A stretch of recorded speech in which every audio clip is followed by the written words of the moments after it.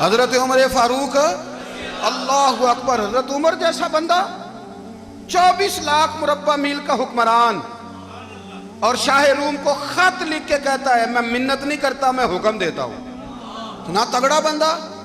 جنگ قادسیہ کے لیے حضرت سعد بن ابی وقاص کو بھیجا، فتوح شام پڑھ کے دیکھیں۔ حضرت عمر بڑے پریشان ہیں، اتنے دن ہو گئے کوئی رپورٹ ہی نہیں آئی۔ اب تو موبائل ہے نا، تو ایک منٹ کی رپورٹ لیں آپ، بلکہ آپ ایک منٹ کی فوٹو لیں، آپ رپورٹ تو دور رہ گئی۔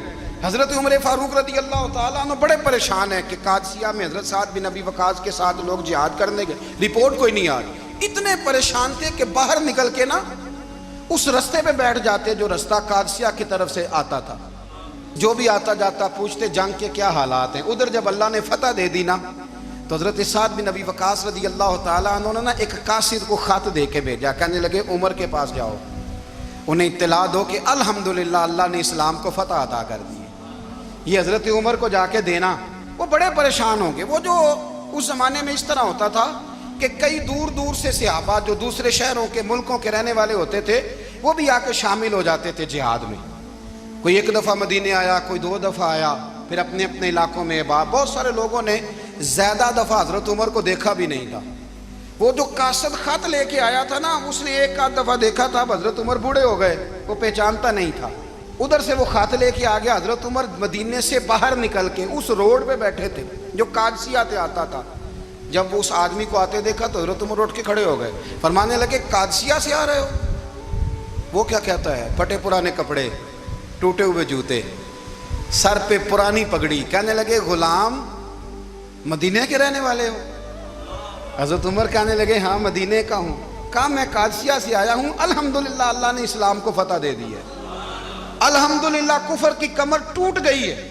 اس نے یہ بات کر کے تو گھوڑے کو ایڑی لگائی، گھوڑا دوڑنے لگا مدینے کے، حضرت عمر بھی ساتھ ساتھ دوڑ رہے، فرمانے لگے اچھا بتاؤ خالد بن ولید کا کیا حال ہے؟ تھوڑا آگے جا کے فرمانے لگے اسامہ بن زید کیسے ہے؟ وہ کہتے ہیں ٹھیک ہے۔ پھر اس نے اور گھوڑا، عمر ساتھ ساتھ دوڑ رہے ہیں، ساتھ ساتھ 24 لاکھ مربع میل کا حکمران، ایک جوتا پیر سے نکل گیا، عمر دوڑ رہے ہیں۔ آگے جا کے پوچھتے ہیں سعد بن ابی وقاص کا کیا حال ہے؟ کہا حضور وہ بھی ٹھیک ہے۔ کتنے لوگ میرے شہید ہو گئے مسلمانوں میں سے؟ کہنے لگا صحیح گنتی کا نہیں پتا، یہ لفظ ادا ہوتے ہوتے مدینے کی سرحد آ گئی۔ لوگوں نے عمر کو گھوڑے کے ساتھ دوڑتے دیکھا تو کہا امیر المومنین کیوں دوڑ رہے ہیں؟ وہ غلام چھلانگ لگا کے نیچے آیا، قدموں میں بیٹھ گیا، کہنے لگا حضور آپ نے بتایا ہی نہیں آپ امیر المومنین ہیں۔ آپ فرمانے لگے کیا بتاتا؟ میں تو اونٹ چرانے والے کا پتر ہوں، کیا بتاتا؟ وہ عمر ہوں جس نے اپنے گناہوں کا حساب دینا ہے، کیا بتاتا؟ جو سعد بن ابی وقاص کو جہاد پہ بھیج کے خود بزدلوں کی طرح گھر میں بیٹھا ہے، کیا بتاتا؟ کوئی حیثیت نہیں، کوئی تار، تو نے اچھا کیا، تو تو مجاہد تھا، مجھے ساتھ ساتھ دوڑایا، تو نے اچھا کیا۔ جتنے لوگ تھے چیخیں مار کے رونے لگے۔ حضرت فاروق اعظم سے کہنے لگے عمر جب تک تیرے جلوے رہیں گے اللہ کامیابیاں ہی عطا فرمائے گا، جب تک تیرا رنگ رہے گا اللہ تعالیٰ نوازتا ہی رہے گا۔ کچھ نہیں کبھی اپنا آپ ظاہر ہی نہیں کیا۔ بہت بڑے تھے، بہت بڑے تھے حضرت عمر، بڑے تھے۔ حضرت ابو رافع غلام تھے، قرآن پاک بڑا سونا پڑھتے تھے۔ حضرت عمر جب بھی انہیں ملتے کہتے ابو رافع تو عمر سے اچھا ہے، قرآن بڑا شاندار پڑھتا ہے۔ تو وہ کہتے حضور اگر میں قرآن صحیح پڑھتا ہوں تو آپ کو قرآن کی تشریح زیادہ صحیح آتی ہے، آپ بھی تو مجھ سے افضل ہیں۔ تو آپ فرماتے نہیں پھر بھی تو مجھ سے افضل ہے۔ کیوں؟ اس لیے کہ تو اپنے آقا کی نوکری بھی ٹھیک کرتا ہے اور رب کی عبادت بھی ٹھیک کرتا ہے، اور مجھے خالص صرف عبادت کرنی ہوتی ہے وہ بھی ٹھیک نہیں کر پاتا۔ ساری زندگی اپنا محاسبہ، ساری زندگی اپنے گریبان میں دیکھا، ساری زندگی اپنے آپ کو پرکھا، اپنے آپ کو ٹٹولا۔ 62 سال عمر بیت گئی۔ حضرت حذیفہ بن یمان ایک صحابی تھے، میرے نبی کریم علیہ السلام نا ان سے راز کی باتیں کرتے تھے۔ ہر بندے کا ہاضمہ ٹھیک نہیں ہوتا، سب سے راز کی بات نہیں کرنی چاہیے۔ حضرت حذیفہ بن یمان کہتے ہیں حضور راز کی باتیں بتاتے ہیں۔ مدینہ منورہ میں جو منافقین تھے ان کی لسٹ بھی نبی پاک نے حضرت حذیفہ بن یمان کو دی تھی۔ جب کوئی مشکوک آدمی مر جاتا نا تو صحابہ کہتے ہیں ہم دیکھتے اگر حضرت حذیفہ نے جنازہ پڑھا ہے تو ہم بھی جنازہ پڑھ لیتے۔ نبی پاک نے بھی کچھ جنازے نہیں پڑھے، ترمذی میں ہے، فرمایا عثمان سے جو بغض رکھے اس کا جنازہ نہیں پڑھیں گے۔ حضرت حذیفہ بن یمان اگر جنازہ پڑھتے تو لوگ پڑھتے، وہ نہ پڑھتے تو لوگ جنازہ نہ پڑھتے۔ حضرت حذیفہ بن یمان کہتے ہیں جناب عمر فاروق کی خلافت کے آخری ایام تھے، کچھ دنوں کے بعد وہ شہید ہو گئے۔ فرماتے ہیں آدھی رات کا وقت تھا، میں گھر میں سویا تھا بڑا بے فکر، اچانک میرے دروازے پہ دستک ہوئی، میں گھبرا کے اٹھا، اتنی رات کو کون آیا؟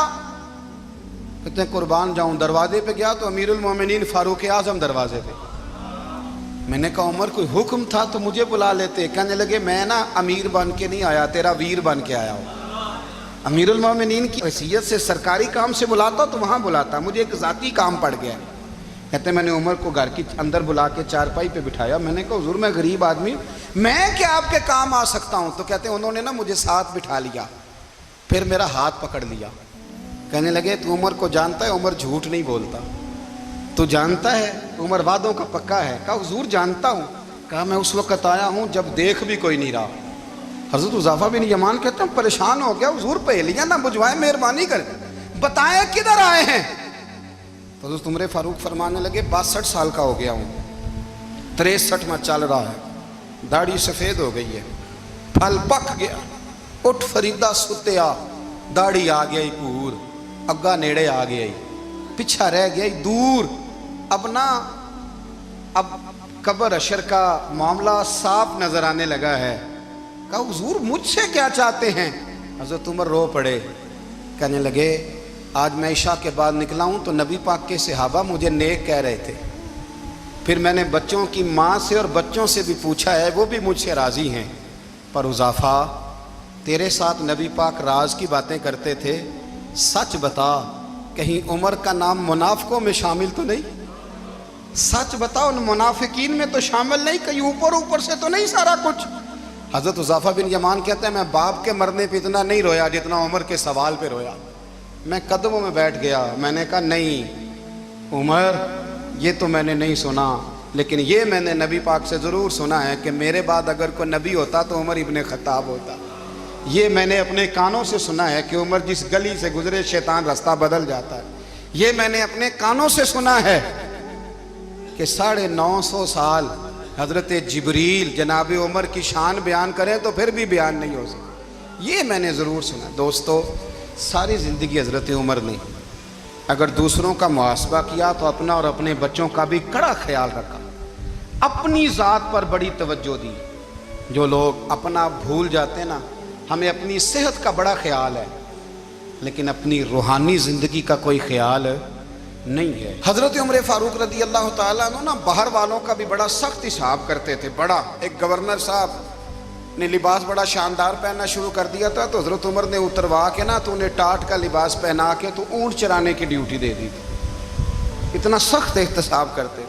کسائی کی دکان پر بھی 1-2 گھنٹے کھڑے ہوتے تھے، جو آدمی مسلسل 2 دن گوشت خریدتا تھا نا فرماتے تھے اس کا ٹیکس بڑھا دو، لوگوں کو دال نہیں مل رہی اور یہ روز گوشت کھاتا ہے۔ حضرت فاروق اعظم اس کو جزیہ کہا جاتا تھا، یا کچھ اور معاملات ہوتے تھے بڑھا دیتے تھے۔ مسلسل جو 2 دن آدمی گوشت کھاتا تھا فرماتے تھے مدینے میں غربت ہے، اگر یہ والا نظام تم کرو گے تو غریب لوگ کس کی طرف دیکھیں گے۔ لیکن اس سے زیادہ بڑھ کر جو ان کی زندگی کا معیار اور سٹیٹس تھا وہ یہ تھا کہ اپنے گھر کا خاص خیال رکھتے، خاص توجہ کرتے۔ ملک شام سے اور ایران سے کچھ لوگ آپ کی خدمت میں آئے تو وہاں سے کچھ کنیزیں بھی آئیں، ان کے بادشاہ کا پیغام لے کے۔ شاہ ایران کی کنیز کو ملکہ نے کہا کہ نا حضرت عمر کی زوجہ کو دیکھ کے آنا ذرا کس طرح کی ہے۔ ہمارے ملک میں کیا کہتے ہیں خاتون اول، باقی سارے دوؤں میں خاتون اول، ذرا خاتون اول کو دیکھ کے آنا۔ تو وہ جب آئی نا گھر میں ملنے تو کہا کہ مجھے میری ملکہ نے کہا تھا کہ عمر کی زوجہ سے اہلیہ سے ملاقات کر کے آنا، تو حضرت عمر کی اہلیہ نے نا ایک جوڑا کپڑوں کا دے دیا ملکہ کے لیے اور ایک خوشبو کی شیشی دے دی۔ اب جب وہ تحفے وہاں گئے تو اس ملکہ نے نا کچھ سونے کا سامان بھیجا، کچھ زیورات بھیجے، کچھ تحائف بھیجے۔ جب حضرت عمر کے گھر آئے نا وہ خادم لے کے آیا، اس نے کہا جی آپ کی اہلیہ نے تحفے بھیجے تھے، تو جواب میں شاہ ایران کی بیوی نے یہاں جس ملک کا وہ سفیر تھا انہوں نے بھی یہ بھیجے۔ تو حضرت عمر فاروق نا وہ تحفے لے کے گھر گئے تو جا کے کہنے لگے اپنی اہلیہ سے یہ تو کب سے تحفے تحائف بھیجنے لگ گئی ہے؟ یہ کب سے نظام شروع ہو گیا؟ تو کہ حضور تحفہ دینا لینا تو ٹھیک ہے، سنت ہے، محبت بڑھتی ہے، تو یہ کوئی قباحت نہیں، اور میں نے اپنی ذاتی استعمال کے لیے جو چیزیں رکھی تھی وہ میں نے دی ہیں۔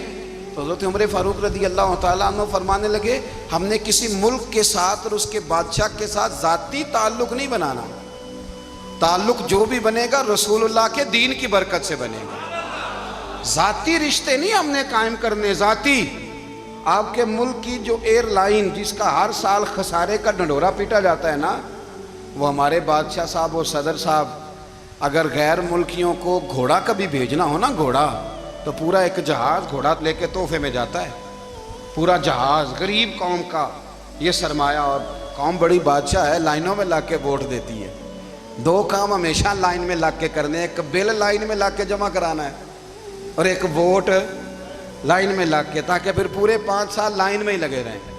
مرضی سے آپ ووٹ دینا، پر جو بات درست ہے اس کو سنو۔ حضرت عمر فاروق رضی اللہ تعالیٰ عنہ نے اپنی اہلیہ سے پوچھا کتنے کا تھا وہ تیرا جوڑا اور خوشبو کی شیشی؟ انہوں نے کہا 3 دینار کی۔ فرمایا یہ 3 دینار تیرے، اور باقی جو تحفے آئے ہیں وہ تو خود کہہ، چونکہ اس نے تیرے نام بھیجے ہیں، تو کہہ کہ میں مال غنیمت میں دیتی ہوں، تو کہہ میں مسلمانوں کو کہہ۔ تو زوجہ ہنس پڑی، کہنے لگی میں نہ بھی کہوں تو مجھے کہنا تو پڑے گا ہی، کہنا تو میں نے ہے ہی، کیونکہ سامنے عمر فاروق ہیں، لہذا فرمایا کہہ دیتی ہوں میں نے دیا خزانے کو۔ حضرت عمر نے جمع کرا لیا۔ میں یہ کیا بات ہے، میرے گھر والے جو مرضی کریں، ان کا معیار زندگی جس طرح کا مرضی ہو۔ اور حضرت عمر ایک جملہ کہا کرتے تھے، اللہ کرے کہ یہ باتیں اس دور حاضر میں ہماری سمجھ میں آئیں۔ حضرت عمر فاروق رضی اللہ تعالیٰ عنہ اپنے بچوں کو فرمایا کرتے تھے کہ بہت آدمی کو بھوک لگی ہو نا، اور پھر اس کی پسند کا کھانا پکا ہو، جتنے شوق سے وہ اس کھانے کو دیکھتا ہے نا، فرمایا اس طرح پوری قوم اپنے بادشاہوں کے خاندان کو دیکھتی ہے، اس تیزی کے ساتھ دیکھتے ہیں کہ ان کے گھر میں کیا ہو رہا ہے، ان کا معیار زندگی کیا ہے، ان کا سٹیٹس کیا ہے۔ آپ کے بچے دونوں کاروبار کے لیے مصر گئے، ایک بہت بڑا قافلہ گیا مدینے سے مصر تجارت کے لیے، تو یہ گئے تجارت کے لیے، تو حضرت عبداللہ ابن عمر، حضرت عبید اللہ ابن عمر، حضرت عمر کے دونوں بیٹے گئے۔ جناب عمر فاروق کے بچے جب وہاں پہنچے تو مصر کے گورنر نے نا لوگوں کو تعارف کرایا کہ یہ عمر فاروق کے بیٹے ہیں۔ ایک چھوٹی سی بات کر دوں، یہ چودھری کے بیٹے کو کون بتاتا ہے کہ تو چودھری کا بیٹا ہے؟ باہر والے بتاتے ہیں، گھر والے۔ اور سیٹھ صاحب کے بیٹے کو کون بتاتا ہے کہ تو سیٹھ صاحب کا بیٹا ہے؟ اور مالک کو کون بتاتا ہے کہ تو مالک کا بیٹا ہے اور یہ کرایہ دار ہے؟ یہ کون بتاتا ہے؟ یہ سوچ ہم دیتے ہیں بچوں کو، چودھری اور کمی کی سوچ، امیر اور غریب کی سوچ، مالک اور کرایہ دار کی سوچ، گھر کے مالک کی اور کام کرنے والے کی سوچ، یہ ہم دیتے ہیں۔ یاد رکھنا، یہ ہم دیتے ہیں، یہ ہمارا مزاج ہے، یہ باہر سے نہیں آتی۔ تو کوئی شہزادہ ہے، تو سیٹھ ہے، تو نواب ہے، یہ سوچ باہر سے نہیں آتی، یہ اماں سوچ دیتی ہے، اماں، یہ ابا سوچ دیتا ہے، اور پھر جب تباہی اترتی ہے تو اس کے ذمہ دار بھی باہر والے نہیں ہوتے، گھر والے ہوتے ہیں، گھر والے۔ ہمارے بچوں کی طبیعتوں پر زیادہ نقش باہر والوں کا نہیں ہوتا، گھر والوں کا ہوتا ہے، یاد رکھیے گا۔ حضرت عمر فاروق رضی اللہ، بچے ہیں، شہزادے ہیں، وہ کاروبار کرنے گئے، اور وہاں بتایا گورنر صاحب نے کہ یہ فاروق اعظم کے بچے، امیر المومنین کے۔ لوگوں نے ان سے زیادہ مال خریدا، تجارت میں زیادہ نفع ہوا، ظاہر ہے کہ وہ آپ کے جو اللہ خیر کرے حکمران ہیں، ان کے کاروبار کتنے ملکوں میں ہیں، کس بنیاد پر ہیں؟ وہ صرف اس بنیاد پر کہ وہ حکمران رہے، ان کے لیے آسان تھا بڑے لوگوں سے تعلقات بنانا۔ حضرت عمر فاروق رضی اللہ تعالیٰ عنہ کے بچے ڈھیروں مال کما کے جب واپس آئے نا، تو حضرت عمر سے آ کے بچوں نے بطور محبت کا، ابا جی اللہ نے بڑا ہی فضل کیا ہے، بڑا مال کمایا الحمدللہ، یہ دیکھیں کتنا نوازا ہے۔ تو حضرت عمر کہنے لگے سارے قافلے نے اتنا ہی کمایا ہے، سارے قافلے نے اتنا ہی کمایا ہے؟ کہ حضور نہیں، سارے قافلے نے اتنا نہیں کمایا، سب کو اتنا نہیں ملا۔ وہ تو وہاں گورنر صاحب نے لوگوں کو تعارف کرایا تھا کہ یہ عمر کے بچے ہیں، تو لوگوں نے پھر ہم سے بڑا ہی خریدا۔ تو حضرت عمر فرمانے لگے ٹھیک ہو گیا، میں بات سمجھ گیا، اس طرح کرو، جو تمہاری اصل زر تھی نا، جو راز تھی، وہ رکھ لو، اور باقی سارا مال مال خزانہ میں جمع کرا دو، اس لیے کہ یہ تم نے تجارت نہیں کی، یہ تم نے اپنے باپ کا نام بیچا ہے، یہ تم نے امیر المومنین کے بیٹے ہونے کا فائدہ اٹھایا ہے، فرمایا یہ تمہارا نہیں حق، یہ مسلمانوں کا ہے، اس لیے کہ یہ مال تم نے محنت سے نہیں کمایا، یہ باپ کی کرسی کا فائدہ اٹھایا ہے۔ اور فرمایا اگر تم نے مال جمع نہ کرایا تو میں مال بھی لے لوں گا زبردستی اور کوڑے بھی ماروں گا، ڈبل سزا